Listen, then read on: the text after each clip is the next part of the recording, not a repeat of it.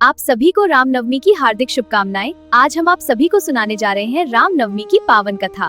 प्राचीन काल में अयोध्या नगरी पर राजा दशरथ का शासन था।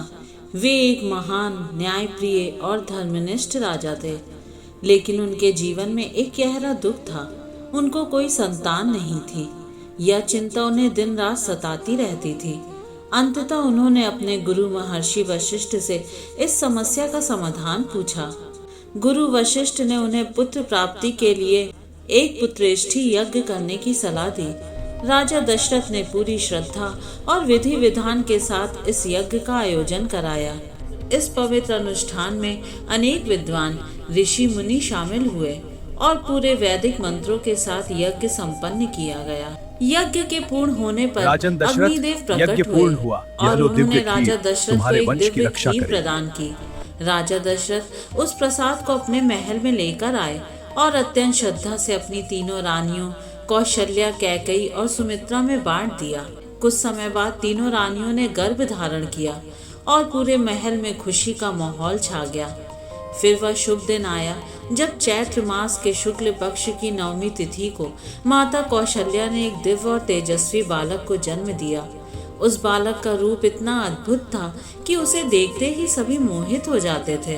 वह बालक स्वयं भगवान विष्णु के अवतार श्री राम थे, जिन्होंने धरती पर धर्म की स्थापना के लिए जन्म लिया था। इसके पश्चात रानी कैकेयी ने भरत को और माता सुमित्रा ने लक्ष्मण और शत्रुघ्न को जन्म दिया।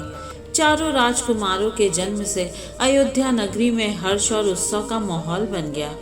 हर ओर आनंद की लहर दौड़ गई और देवताओं ने भी आकाश से पुष्प वर्षा कर इस शुभ अवसर का स्वागत किया। कुछ समय बाद महर्षि वशिष्ठ ने चारों बालकों का नामकरण किया। राम, तुम चारों भरत, भाई हो, लक्ष्मण और शत्रुघ्न। चारों भाई बचपन से ही अत्यंत गुणवान, विनम्र और एक दूसरे के प्रति प्रेम से भरे हुए थे। श्री राम बचपन से ही अद्भुत प्रतिभा के धनी थे। उन्होंने अल्प समय में ही वेद शास्त्रों का ज्ञान प्राप्त कर लिया और अस्त्र शस्त्र चलाने में भी निपुण हो गए। वे सदैव अपने माता पिता और गुरुजनों की सेवा में लगे रहते थे। उनके आदर्श आचरण और सरल स्वभाव के कारण वे अयोध्या वासियों के प्रिय बन गए। जैसे जैसे वे बड़े हुए, उनका व्यक्तित्व और भी निखरता गया। वे न केवल एक आदर्श पुत्र थे, बल्कि एक आदर्श भाई और श्रेष्ठ मानव भी थे। उनके तीनों भाई भी उनके पद चिन्हों पर चलते थे और चारों भाइयों के बीच गहरा प्रेम और एकता देखने को मिलती थी। आगे चलकर जब समय आया तो श्री राम ने अपने पिता की आज्ञा का पालन करते हुए 14 वर्ष का वनवास स्वीकार किया। इस दौरान उन्होंने हर परिस्थिति में धैर्य और धर्म का पालन किया।